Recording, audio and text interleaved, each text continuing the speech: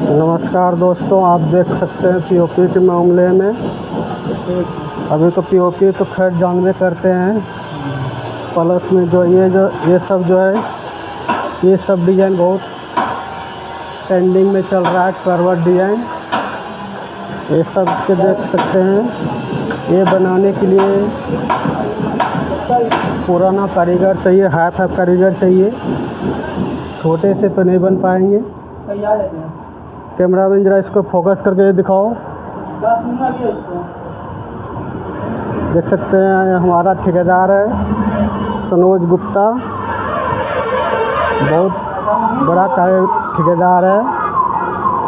सामान भी इसके यहाँ पे मिल जाएंगे, टोटल सामान विक्रेता में।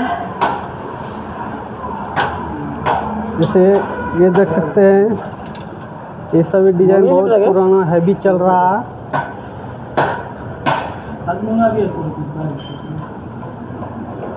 बनवाने